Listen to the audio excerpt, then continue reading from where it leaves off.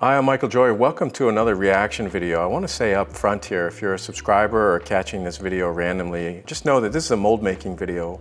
We make a lot of content here and I'm a professional mold maker, and so you may or may not want to be on this bus if you're interested in some other things. But for the makers out there, get ready.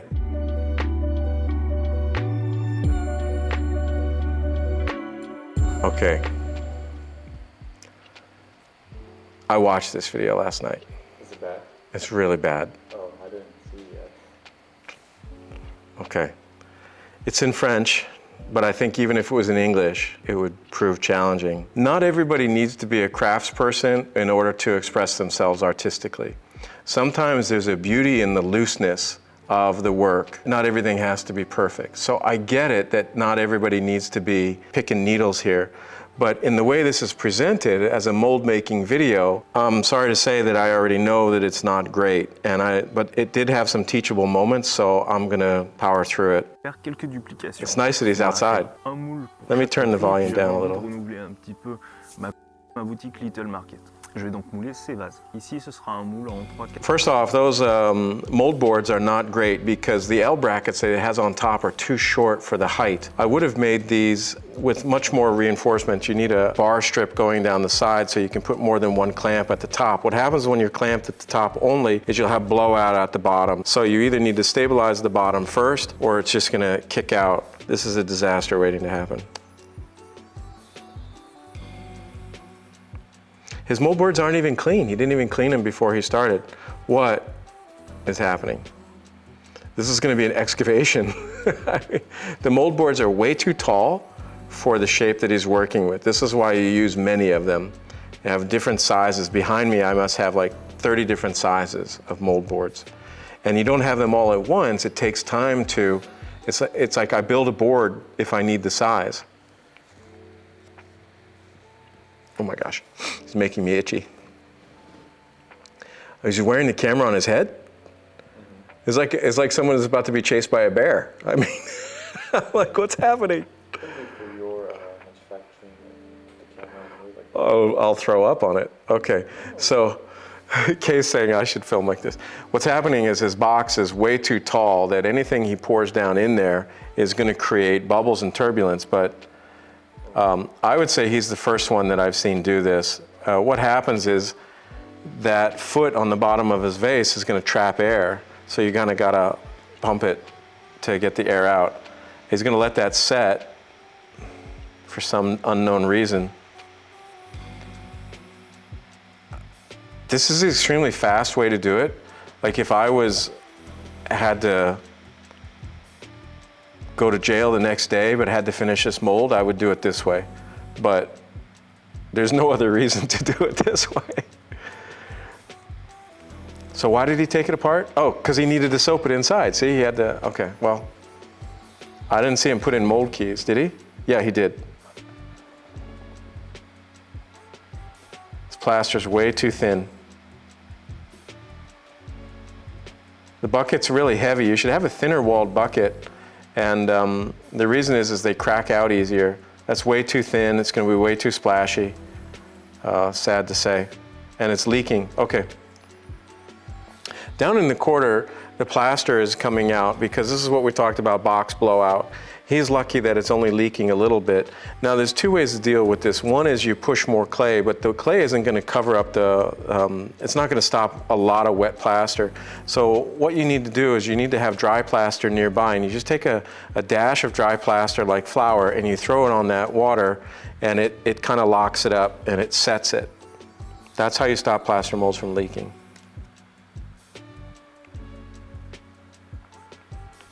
I just can't figure out what he's doing. He looks like he's going hunting, right? That's how I would dress if I was a hunter. He's pouring a second mold half right now, but it seems to be in staggered pours for some reason. And it's just not, it doesn't have a mold making logic to it that is based on other mold making things. This is what happens if you're left in the wild to do it on your own, is you got to do it like this and then figure out, oh, there's a better way. And this is how I did it. I mean, I didn't do it exactly like this, but I had to learn. But I read a few books. I mean, so he's got a two-part mold. It looks like each plaster has a different density, like it wasn't weighed out. And he didn't shape it. And this is a lot to dig out. No, it's his version of two parts. He went along the equator rather than the kind of the I'll use the wrong words. He divided it like this when it should have been divided like this. And the whole reason he's doing it like this is so he doesn't have to build a clay dividing wall. So there is a sense of time savings there, but it just doesn't look like it's going to be a great result. The pot's not beautifully thrown either. I mean, this comes back to make a mold of something. If you're going to make a mold, make it of something that's worthy of mold making. I feel like this is not a well-made pot. It didn't need to be perfect, it's just not interesting.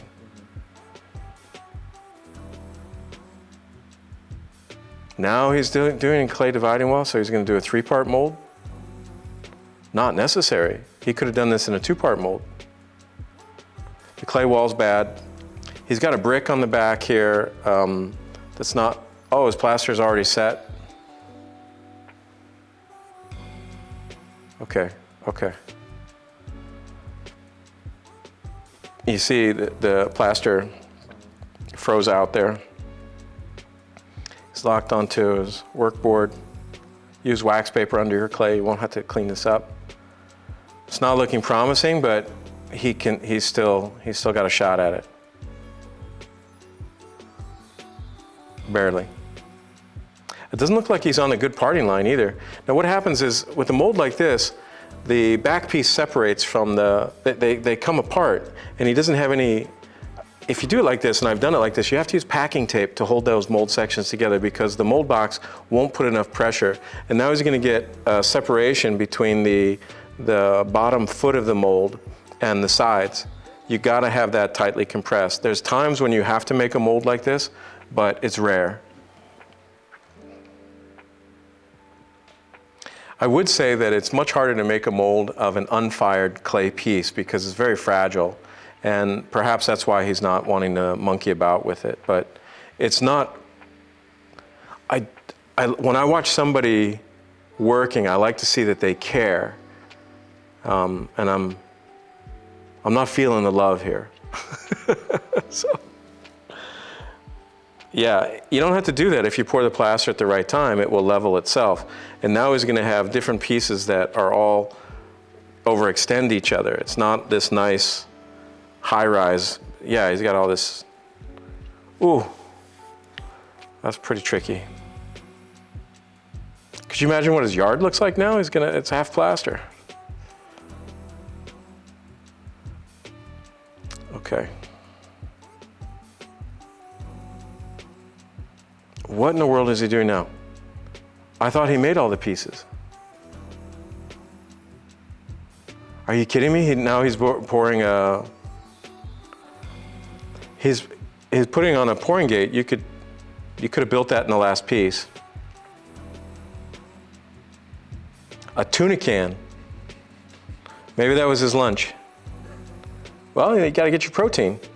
But the thing is that tuna can should have been filled with clay, because had he poured liquid plaster, it would have floated, but he didn't. This guy would be good at drywall. But now that can is stuck in there. I mean, you're not going to get it out. If you're going to pour a cylinder shape like that, you have to wrap it with several layers of wax paper so that when you pull it out, the wax papers give and they unravel as you pull it out. Because sometimes you got to mold a vertical surface, but you have to plan your escape. No, he's just breaking out of jail now. It's a waste of time. Oh my God. He is stuck in his own handcuffs right now. Yeah. I like that. Do you see how he's trying all the tools to see what works? I have so been there. It's not a happy day. Okay.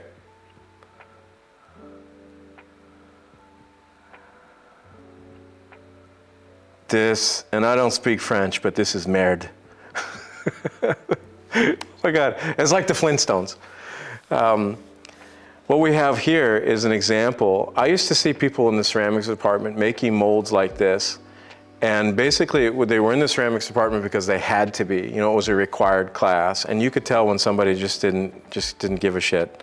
And but he's filming it, so I feel like he does care. But the technique is really not worth mimicking, and it's hard not to really trash this from a craftsperson standpoint. And I know that that's my vow, is to not trash.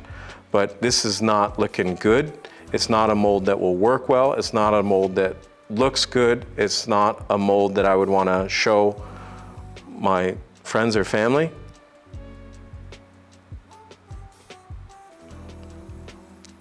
He's built an artifact that is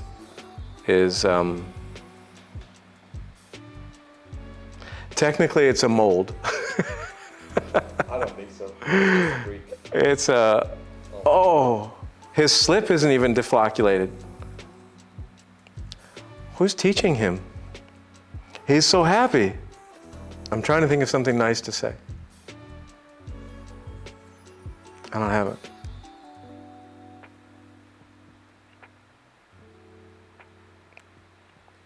I still don't have it. Thank you for watching it. Thank you for watching. It's a good portrait. I don't know, but I think that maybe other things on his website are better than the molds. Thank you for watching this video. We're getting ready to launch a new platform called Handufacturing. It's going to feature a lot more educational films about mold making and casting, from very basic to advanced mold making. Our hope is that it helps the business entrepreneurs out there learn efficient ways to manufacture their products and bring a lot more wealth into their household. Stay tuned.